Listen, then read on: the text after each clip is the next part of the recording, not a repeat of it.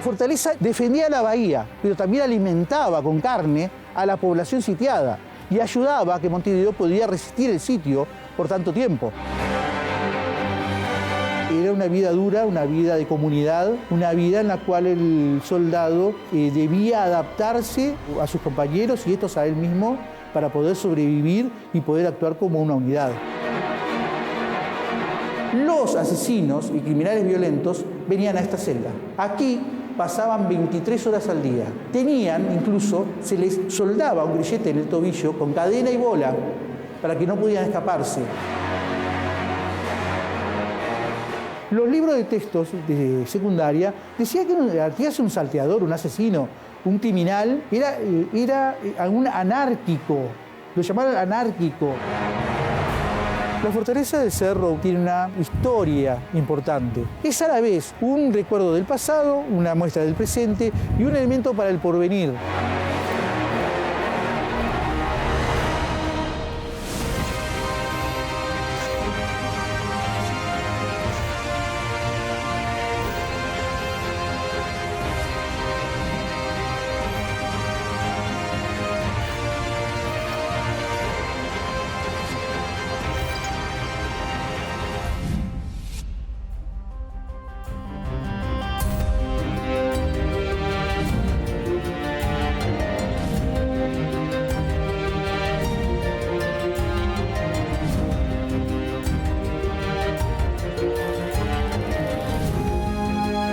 Yo soy el magíster en Historia, José María Olivero, jefe de División Historia del Departamento de Estudios Históricos del Estado Mayor del Ejército.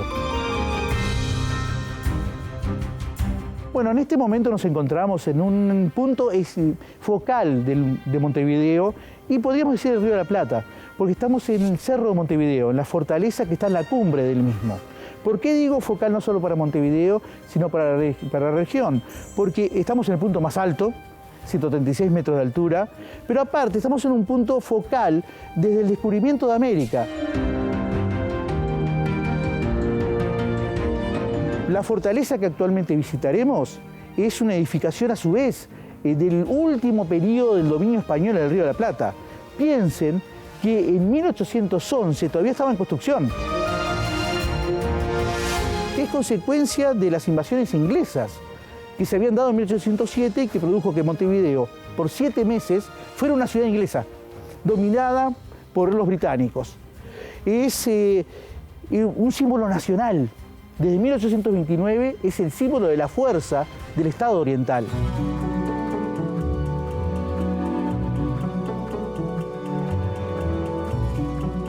Ya en las primeras planificaciones de la ciudad de Montevideo se había planteado crear una batería cerca de la costa para defender la bahía. De un lado estaba la ciudad de Montevideo, que debemos recordar, Montevideo era la única ciudad fortificada del Atlántico Sur español. La otra ciudad fortificada, que está también en nuestro territorio, era la Colonia del Sacramento, que era portuguesa. Esa ciudad fortificada, y por un lado, controlaba un ramal, podríamos decir, de la bahía. En la isla de Ratas o Libertad había una batería que controlaba el centro, pero faltaba controlar este lado, donde un invasor podía desembarcar y atacar la ciudad. Y esos proyectos originales dieron origen a diferentes baterías que duraban poco tiempo, hasta que se produjo las invasiones inglesas. En 1806, se ataca a Buenos Aires y que se conquista. Son rechazados por un ataque desde Montevideo. Los ingleses no se van, atacan en octubre Montevideo también, de ese mismo año, fracasan, conquistan Maldonado y en 1807 vuelven a atacar. Y por 7 meses la ciudad es británica, hasta que finalmente tienen que retirarse. Consecuencia de ello, se decide que hay que fortificar definitivamente el cerro. Pero no solo fortificarlo, sino asegurar la farola, que ya existía desde 1801-2. ¿Por qué? Porque la farola servía para avisar a los navíos para la entrada al puerto, pero también para avisorar a cualquier barco enemigo que se acercara. Por eso el gobernador Francisco de Lío decide no crear una batería, sino una fortaleza alrededor de esa farola.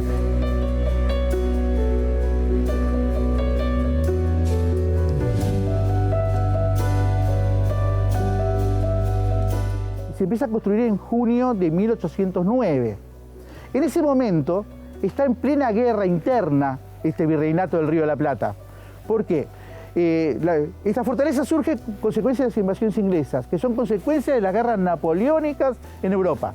A su vez, en 1808, el virrey del Río de la Plata, Santiago de Liniers, de origen francés, es visitado por un enviado de Napoleón para que le jure fidelidad al hermano José I, que está gobernando en España. Francisco de Lío, un gran españolista, se opone a ese virrey que él considera afrancesado, funda una junta en Montevideo que se independiza del gobierno de Buenos Aires, y en esa situación de guerra interna es que empieza con dinero del Cabildo de Montevideo a construir esta fortificación.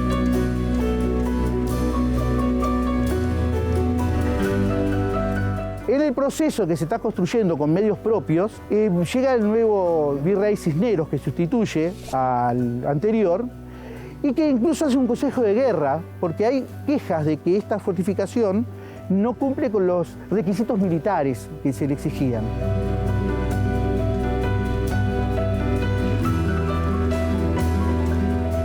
Por lo cual tenemos, por ejemplo, que la puerta actual de entrada es la puerta del obraje, no es la puerta que iba a tener finalmente la fortificación. Iba a estar en este otro sentido, hacia lo que es el cementerio del Cerro. Precisamente debemos considerar que esa entrada es mucho mejor que esta, porque cualquier navío que esté cerca de la bahía puede ver quién entra y quién sale del fuerte, e incluso puede atacar con los cañones. En cambio, de aquel lado se mantenía la guarnición y sus suministros asegurados.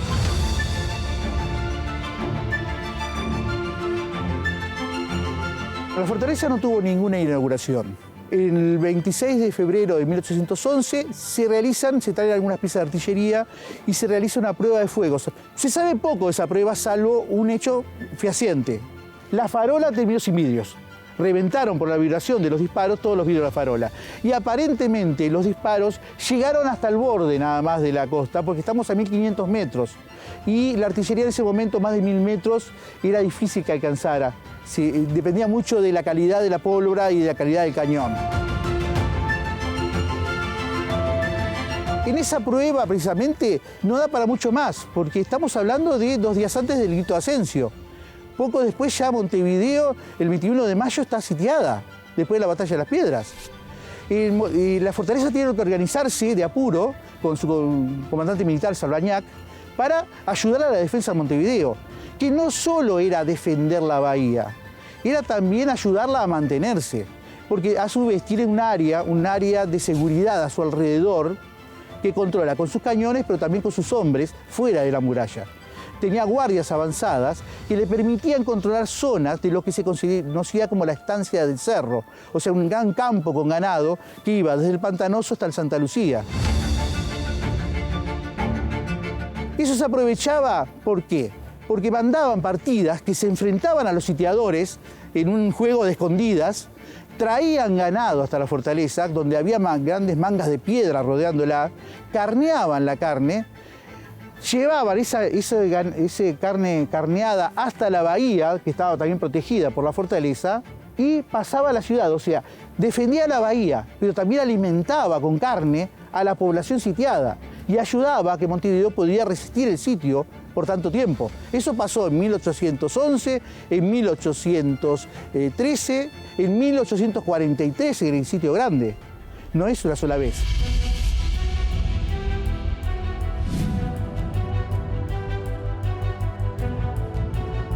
La fortaleza no era solamente un elemento de navegación, además. Era un elemento de defensa también.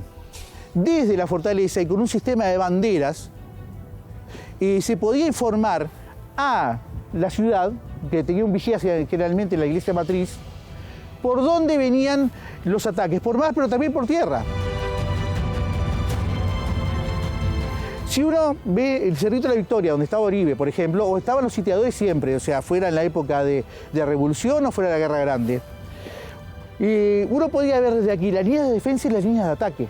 Entonces, le podía indicar a la ciudad, bueno, el enemigo está concentrando fuerzas en tal punto. Entonces Montevideo concentraba todas sus fuerzas ahí, para repeler el ataque. para cualquier enemigo que estuviera sitiando Montevideo, tener la fortaleza y evitar que desde el faro se pudiera ver, se pudiera observar todo el panorama, era esencial. Con lo cual, el ataque no era solamente para tener este punto, no era solamente para evitar que alimentaran la ciudad, sino para evitar tener un punto estratégico esencial para que indicara dónde iban a ser los ataques y tratar de vencer las defensas de la ciudad en sí.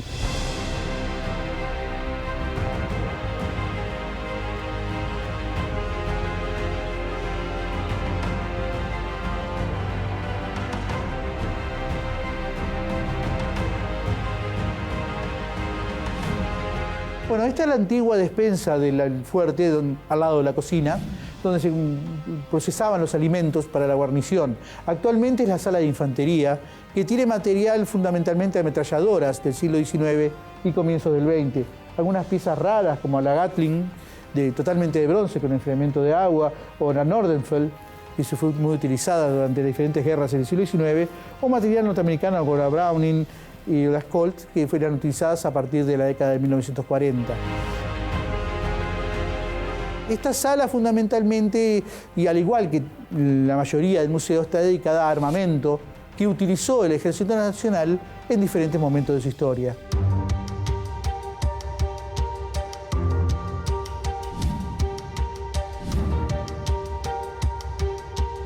Esta precisamente es la parte en sí de la cocina, mientras en otro lugar se guardaban los alimentos y se procesaban, picaban y demás, así que se cocinaba. Actualmente tiene tres funciones fundamentales.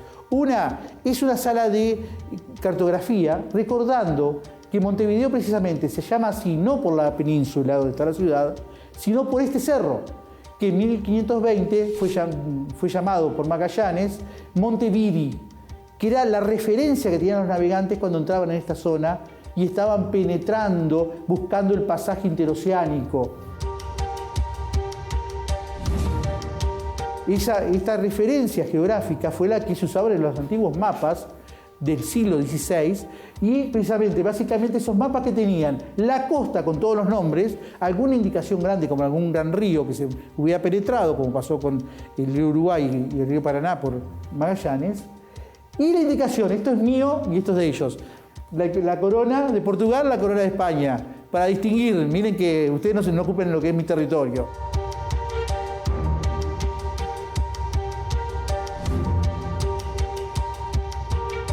Por más que la mayoría de las fortificaciones que hubieron en Uruguay han desaparecido, todavía tenemos importantes elementos. Tenemos Colonia del Sacramento, fundada por los portugueses en 1680.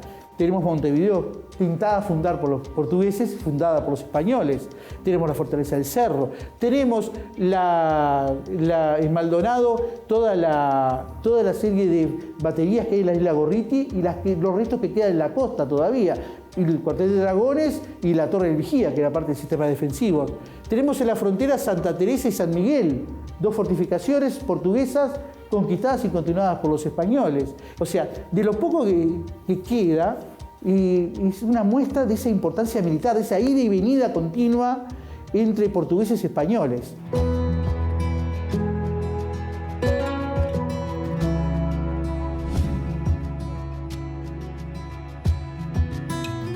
Bueno, en esta sala también de cartografía tenemos dos elementos importantes que marcar. Por un lado, uno institucional. En los 2011, cuando se festejaron los 200 años del comienzo de la lucha de la independencia, los actos comenzaron con la apertura de la cápsula del tiempo del Ejército Nacional, que fue cerrada hacia el final del periodo, para ser reabierta en el año 2111. En esa cápsula, en cajas selladas, se puso material que muestra la actividad de los servicios, institutos y comandos del Ejército Nacional en el año 2011, para que queden de memoria hacia el futuro del país. Por otro lado, tenemos un aspecto de recuperación de lo humano de esta fortificación, en el cual se ha logrado recuperar elementos mínimos de la vida cotidiana y aspectos de funcionamiento de la fortaleza. Entre ellos tenemos desde botones de uniforme del soldado, como a uno se le pierde un botón, al soldado también se le perdía. Y se han encontrado esos botones perdidos. Balas de cañón disparadas en prácticas o transportadas y perdidas cuando se llevaban al lugar. Esos elementos de la vida cotidiana militar, que muchas veces uno, por la grandilocuencia del edificio, la importancia del edificio, no se da cuenta de que ese soldado que actuaba y se movía era un ser humano más, que sufría pequeñas pérdidas, que utilizaba ese material para diferentes prácticas en una acción cotidiana de funcionamiento de esa fortificación.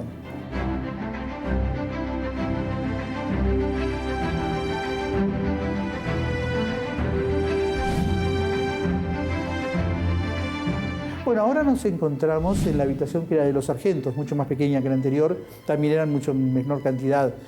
Y en esta sala fundamentalmente hay una exposición de armas cortas de diferentes periodos utilizadas por el Ejército Nacional, y además se recuerdan diferentes aspectos de la historia nacional. Entre otros, por ejemplo, acá tenemos la reproducción de una acuarela anónima de principios del siglo XIX que representa el combate del 9 de febrero de 1826 entre las fuerzas sitiadoras de Oribe y las fuerzas brasileras que controlaban en ese momento el país.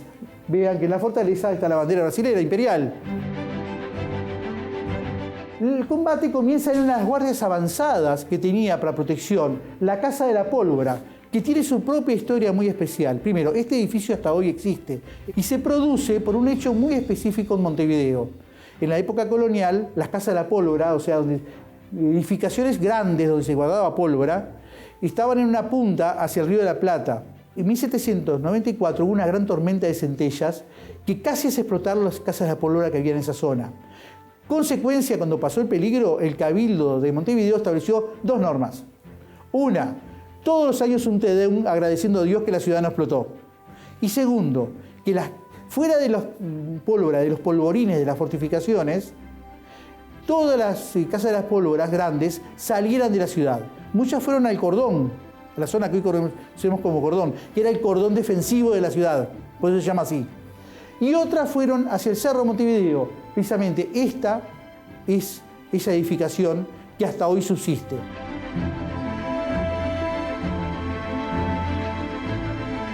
Ahora van a notar una cosa más, qué alto parece el cerro. Hay dos cosas. Una, la fortaleza achata el cerro porque es en punta originalmente. Pero además las edificaciones cada vez más altas lo achatan. O sea, al crecer la ciudad e irse estabilizando el terreno, y muchas cañadas y demás, y terrenos bajos se van subiendo incluso a nivel, uno tiende a ver más horizontal y el cerro surgir dentro de esa horizontalidad. Esa altura se ha perdido, esa comprensión subjetiva de la altura del cerro. Hoy la vemos como algo normal, como algo dentro de un entorno muy civilizado. En ese ámbito casi salvaje, con arboledas, con zonas bajas, zonas altas, arenales, que ahora son zonas habitadas, esa fortaleza se sentía mucho más imponente de lo que es hoy.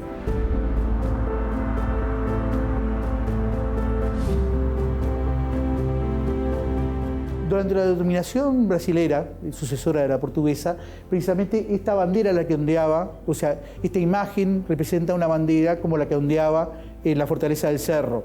Y una cosa interesante, si ustedes ven las estrellas que tiene alrededor, tiene 20 estrellas. Eran las 20 provincias del imperio, una de las cuales era la provincia oriental. Esta bandera era la de las tropas contra las cuales luchaban tanto Rivera como Oribe como Lavalleja, contra la cual se levantaron los 33 orientales.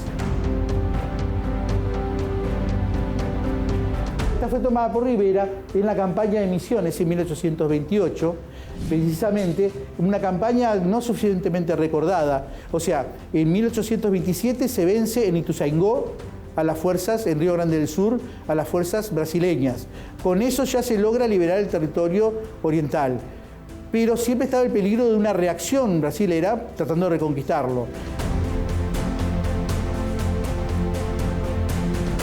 Rivera, contra órdenes, avanza hacia Misiones y en pocos días logra conquistar todas las misiones orientales, formando la provincia de Misiones, que se une también a las Provincias Unidas. Al tener que retroceder por el acuerdo preliminar de paz, muchos de esos indios misioneros retroceden con con Rivera, formando la primera población de Bella Unión y después San Borja del Xí.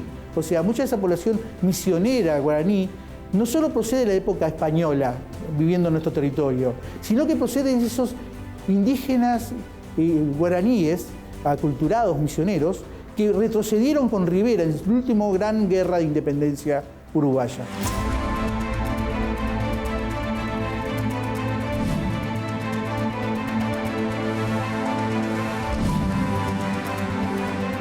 Bueno, ahora nos encontramos en lo que era la habitación de los oficiales. Actualmente es una sala de artillería que aparte recuerda el combate de Rincón en 1825. Precisamente un combate que muestra muchos aspectos de lo que era el Uruguay de la época, porque es importante, es previo a la batalla de Sarandí. Y recuerda, no una gran, fue poca gente, 250 por un lado, un poco más por el otro. Pero ¿qué hicieron? ¿Qué hizo Rivera en ese combate? Se llevó toda la caballada de los brasileros. Sin caballos, en un país casi despoblado y sin caminos, los brasileros quedaban en desventaja con respecto a los patriotas.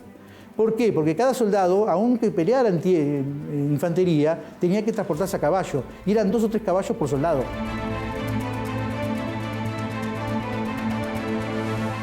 Si no tenían los caballos para ir remontando, se atrasaban los avances, llegaban con los caballos cansados y cuando tenían que atacar no podían retroceder con rapidez o avanzar con rapidez, explotando la victoria, persiguiendo al enemigo. O sea, no era simplemente el caballo, era todo un entorno logístico, un entorno de posibilidades que podía significar la derrota o la victoria para algunos de los contendientes. Y haber obtenido esa victoria para Rivera fue dar la victoria de Sarandí. O sea, contribuir a que en Sarandí se ganara también. Y después de Sarandí se siguieran con las diferentes victorias hasta llegar a la independencia.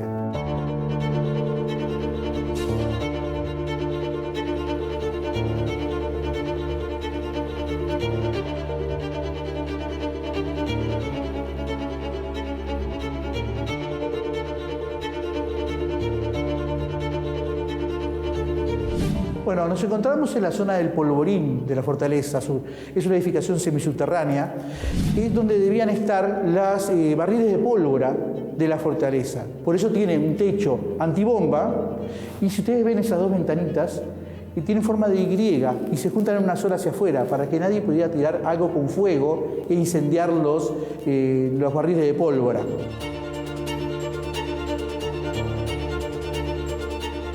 Pero entre 1895 y 1907, además de ser una guarnición, fue prisión militar. Había 3 niveles de prisioneros. Uno de mínima peligrosidad, que incluso se le dejaba bajar a la villa del Cerro durante el día y debían dormir aquí. Unos de mediana peligrosidad, que no salían de la fortaleza e incluso, como eran militares, ayudaban en el mantenimiento del edificio.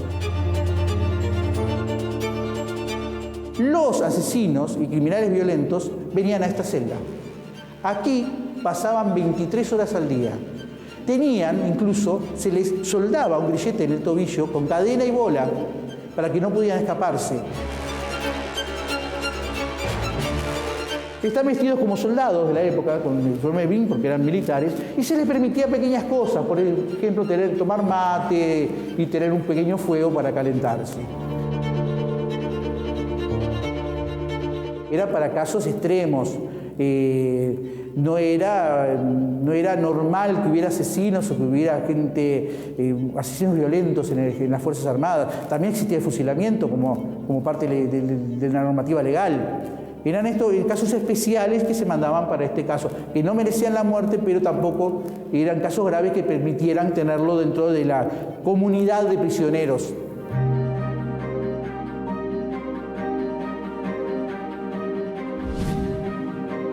No, este faltante se hizo especialmente para marcar una cosa importante.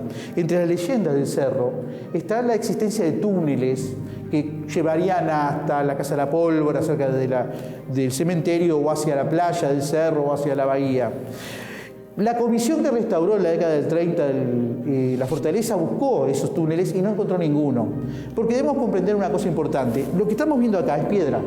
Construir túneles se puede hacer, pero hubiera significado una capacidad técnica que se tenía, pero una capacidad humana que no, y un esfuerzo físico y económico que no traía ningún beneficio.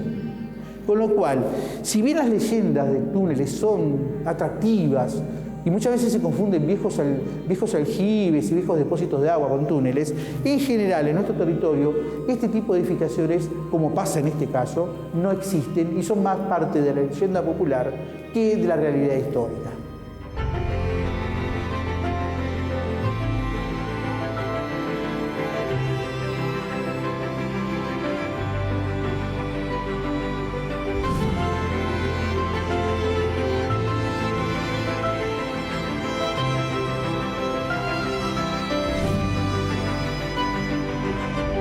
Este es el patio central o plaza de armas de la fortificación, en el cual se desarrolla todas las habitaciones y las oficinas que tenía la misma, protegido del viento, protegiendo también el aljibe. Aquí se encontraba la cocina, la despensa, las habitaciones de tropa de los sargentos, la de los oficiales, la oficina del comandante y la misma habitación del comandante. Debemos pensar que la guarnición no salía normalmente de la fortificación, desarrollaba su vida dentro de este lugar. Era una vida muy frugal, muy limitada, muy apretada. Piensen 100 hombres viviendo en un ámbito tan pequeño que debían compartir continuamente a lo largo del día, las semanas y los meses, una vida en común en un sistema de jerarquía militar.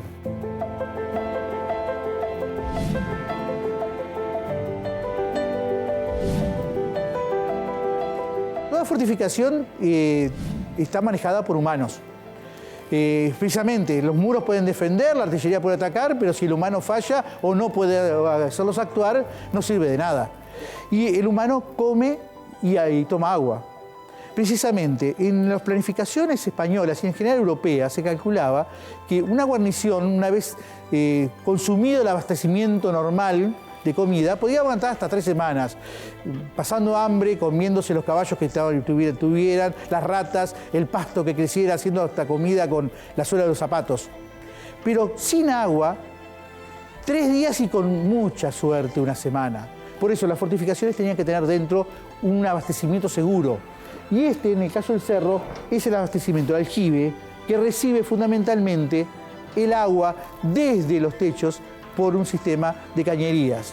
Con esta fuente, desde que se tiene memoria, nunca se ha secado, con lo cual resulta un elemento de abastecimiento seguro para esa guarnición que debía sobrevivir necesariamente, sin tener que salir de la fortificación a buscar el agua.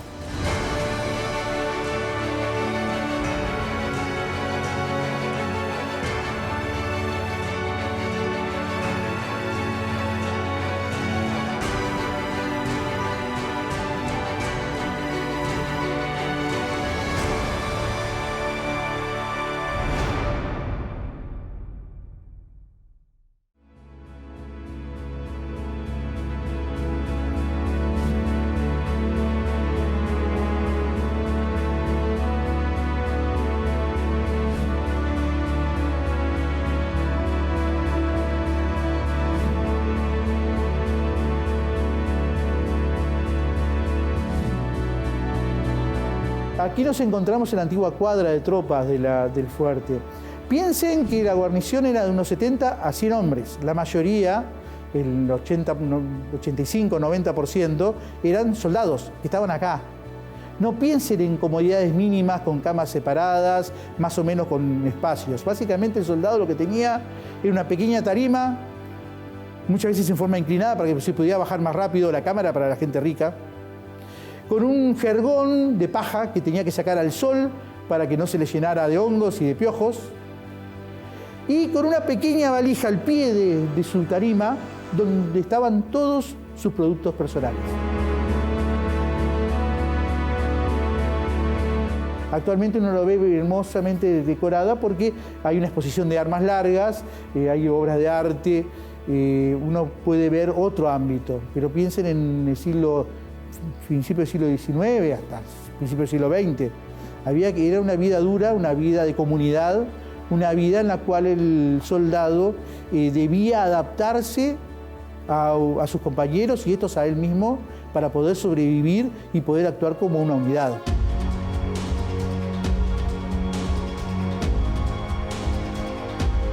En la exposición precisamente de armas largas, donde estaba la cuadra de tropas, tenemos una serie de armas muy importantes. O sea, tenemos una evolución del armamento del Ejército Nacional y del armamento que se usó en Uruguay en general.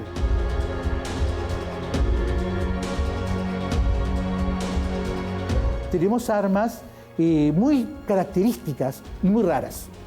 Muy características podemos tomar el trabuco naranjero. Aunque no lo crean, es un clásico el naranjero. Es un arma militar de origen. Lo crearon los ingleses, es el blunderbuss inglés del siglo XVIII. Un cañoncito de mano. No era un arma que matara, pero era un arma que inhabilitaba. Primero, que daba terror, porque eran esquirlas de metal para todos lados. El enemigo que se enfrentaba no iba a terminar muerto, pero por los gritos iba a ahuyentar a sus compañeros. Si lo querían llevar para la retaguardia para curarlo, eran el herido más otros dos que lo cargaban. Y todo eso desorganizaba a la fuerza enemiga.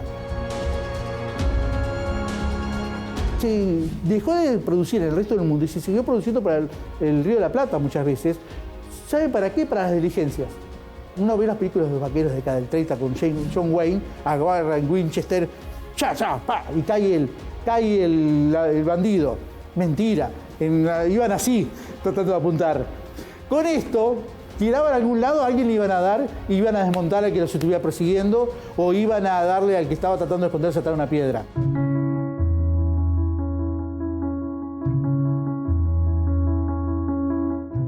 Este es un fusil de parapeto. ¿Qué es un fusil de parapeto? Es otro cañoncito de mano, pero para especialistas. Consecuencia, esta arma es de francotirador, para su época es tecnología avanzada.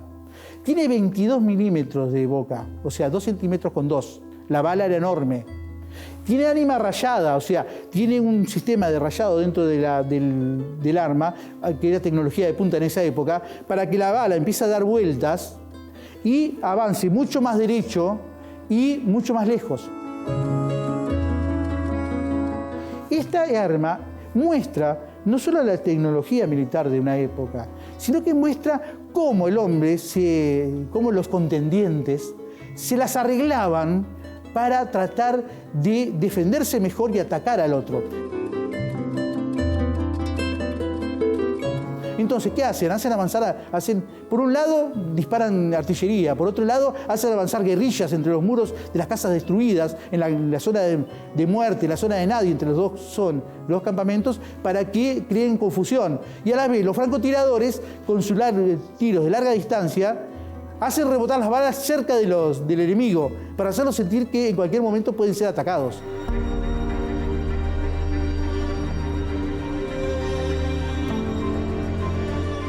Mi nombre es Eduardo Porciúncula, soy licenciado y soy miembro de la Asociación de Amigos del Museo Militar, una asociación con personería jurídica que fue inaugurada en el 2012 con la finalidad de ayudar y colaborar, al igual que en otros museos, con el Museo Militar.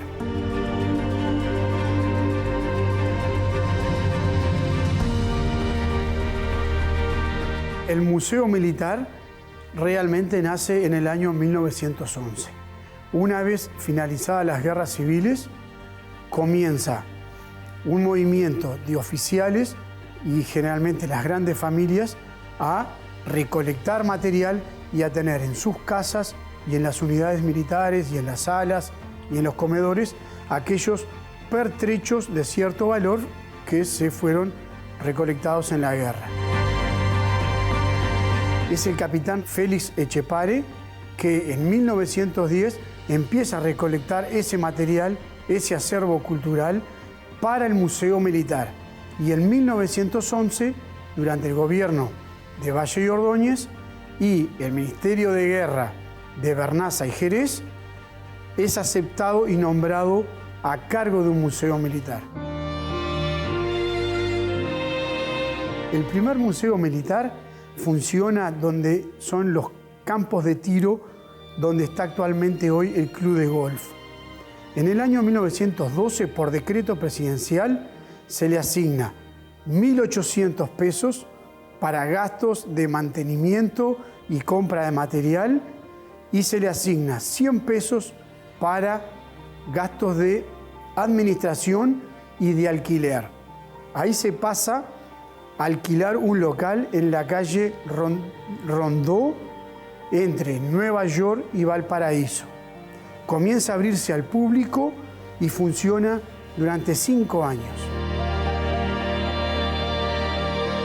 En 1915, al terminar el gobierno de Valle, no son reasignados los fondos necesarios al Museo Militar y el mismo cierra.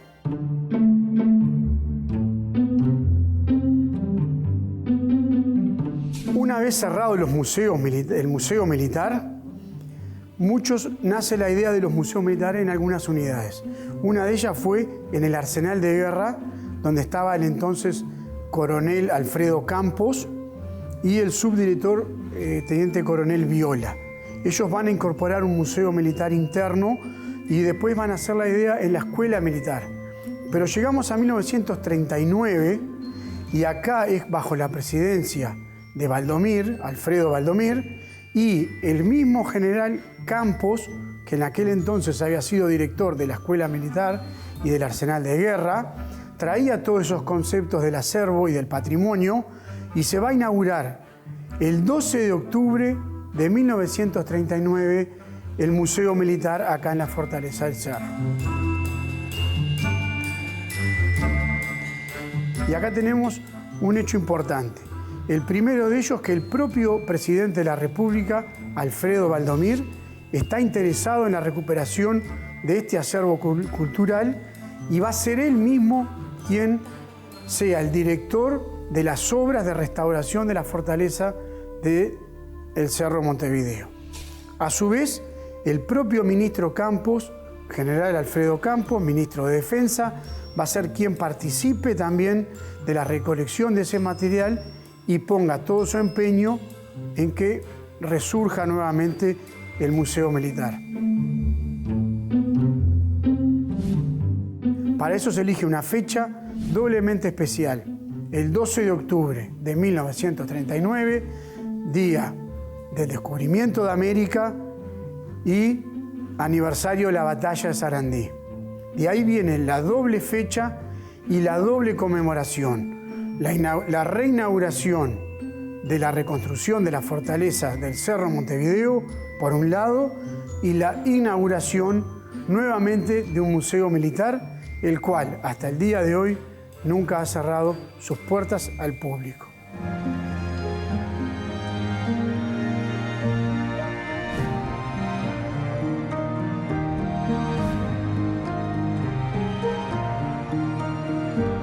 Mi nombre es Sergio Rosa, soy suboficial de segunda de la Armada Nacional y estoy encargado del turno. El faro se inauguró el 4 de abril de 1802. Es el primer faro que se hizo en el Río de la Plata.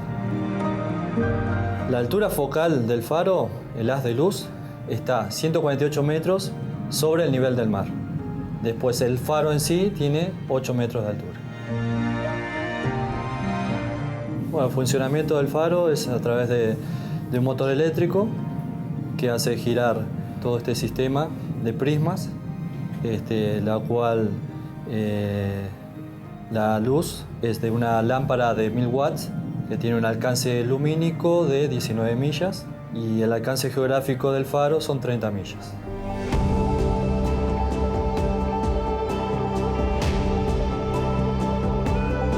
El faro del Cerro fue inaugurado el 4 de abril de 1802, 9 años antes de construirse la fortaleza del Cerro. El sistema de iluminación fue fijo hasta el año 1818, que el padre Arrieta en ese momento ideó un mecanismo que se introdujo para el giro del haz de luz con un sistema de mecanismo de poleas y cuerdas. A la vez, con ese sistema de mecanismo, se tuvo que cambiar la grasa de potro por aceite de animales. Esto es lo que apreciamos acá, Hice el funcionamiento de sus primeros tiempos de que funcionaba con aceite. En la actualidad, ahora, es eléctrico.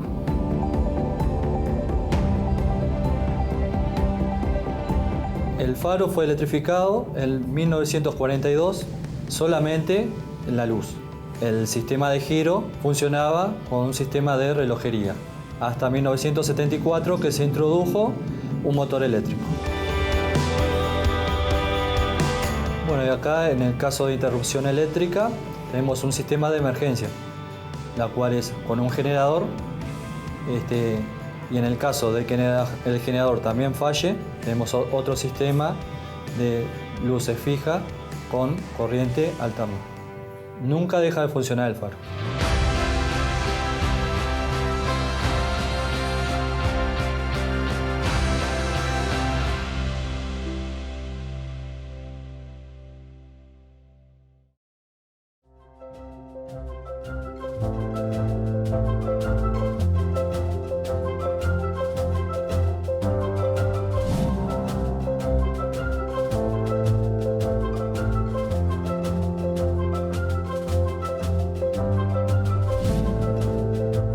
Acá nos encontramos ahora en lo que era el centro administrativo.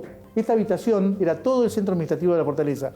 Acá se encontraba la oficina del comandante con el escribiente y desde aquí manejaban los suministros, el papelerío del personal y demás. Actualmente es una sala de uniformología en la cual se muestra la evolución del Ejército Nacional. Un ejército que ha sido muy influido, tanto doctrinaria como por parte del uniforme, hasta la década de 1940 por el modelo francés.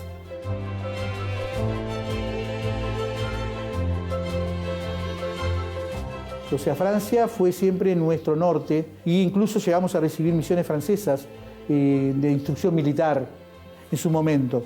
Acá se puede ver incluso la riqueza muchas veces de esos uniformes, que en el caso de los oficiales muchas veces tienen que pagárselo ellos mismos. Tienen que sufrir por esa tendencia a la gala que había en las Fuerzas Armadas. Estos son kepis, modelos muy influidos por Francia. Incluso los grados se establecían por cintas, por cordones dorados. No era como los sistemas actuales de grados. Pero aparecen elementos claramente uruguayos. Por ejemplo, la escarapela de Artigas, que se usa a partir de 1916, que posteriormente se transforma en 1928 a la actual escarapela artiguista que vemos hasta hoy en el uso del Ejército Nacional.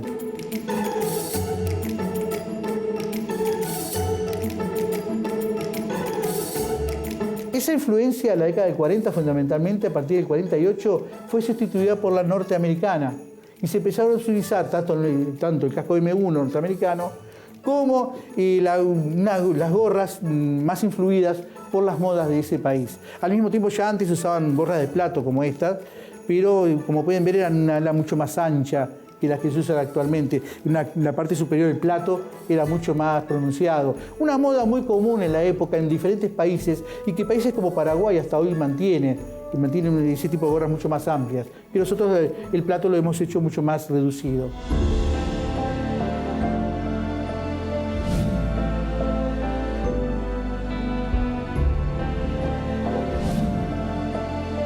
Terminando un poco el recorrido, nos encontramos en lo que era la habitación del comandante. O sea, el comandante militar, generalmente un teniente coronel o un coronel, vivía en este lugar. Pero es pequeño, daba para una cama, eso sí, una cama, era un roperito, un escritorio y poco más. Era una vida desde el soldado al jefe, una vida espartana. No había grandes diferencias entre la vida de uno y otro. Un poco más de comodidad y en este caso el único que tenía un espacio propio, porque ni siquiera los oficiales lo tenían, salvo el comandante.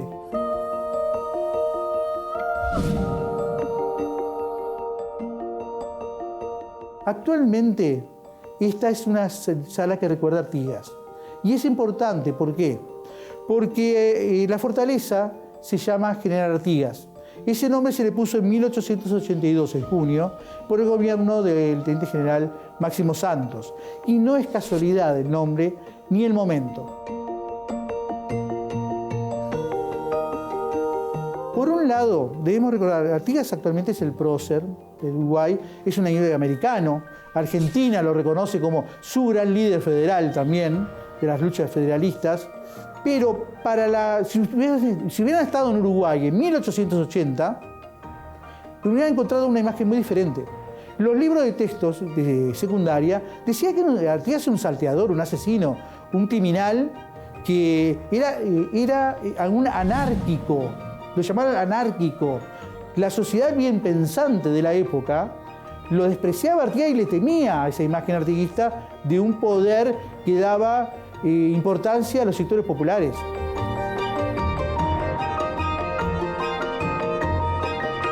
El general Santos siempre lo habían tenido un gran valor, Artigas. Y precisamente, llegado a presidente, establece una activa política de conversión y al mostrar que lo que se está diciendo en los libros de texto escolares no es toda la verdad en todo caso y que hay mucho más de Artigas y mucho más positivo de lo que se dice y que muchas veces cosas que se dicen son mentiras. Por otro lado, como gobernante decide en 1882 unir la fortaleza del Cerro, símbolo de la fuerza del Estado uruguayo, con esa figura que primero se recupera como el militar que peleó contra los opresores, Artigas. En esa función fundamentalmente militar, de vencido vencedor, un vencido militarmente pero que se convirtió en la inspiración de una nación, es que la fortaleza toma el nombre General Artigas que hasta hoy mantiene.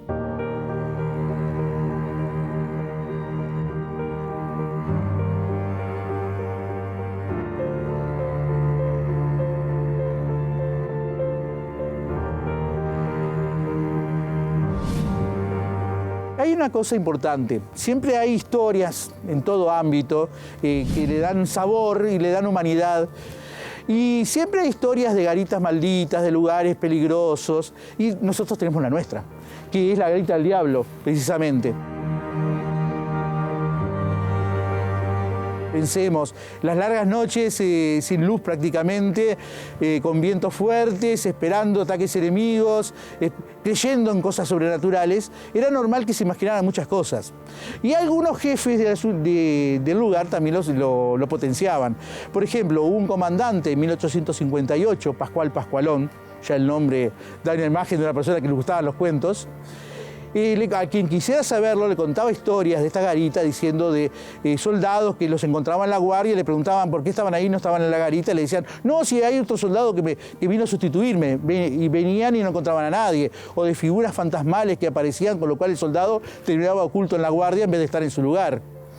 Es una cosa que se dan muchas fortificaciones y que tenemos precisamente nuestra expresión particular en este caso.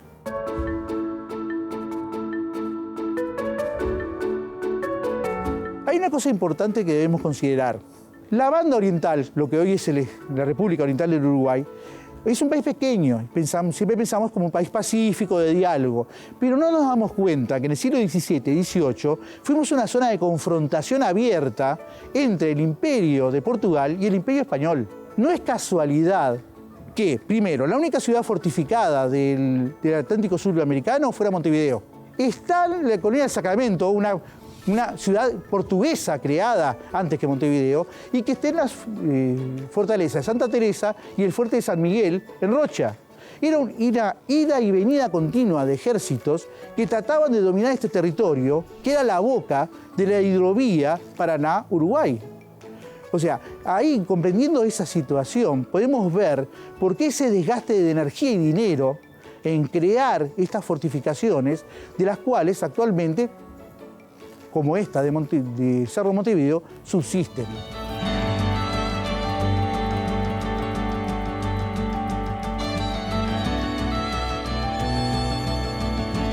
La fortaleza del Cerro, una vez concluido este recorrido, hemos visto que tiene una historia importante.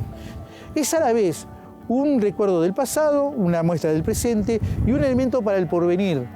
E incluso ese elemento del presente se queda muy claro por un hecho que no ocurrió hace tantos años y que recupera el pasado. Si vemos, precisamente la bandera de Artigas fue inaugurada por el presidente de ese momento, Tabaré Vázquez, en diciembre de 2015. ¿Y por qué? Porque con ese acto específico se concluían los festejos de los 200 años de las luchas de la independencia de Uruguay.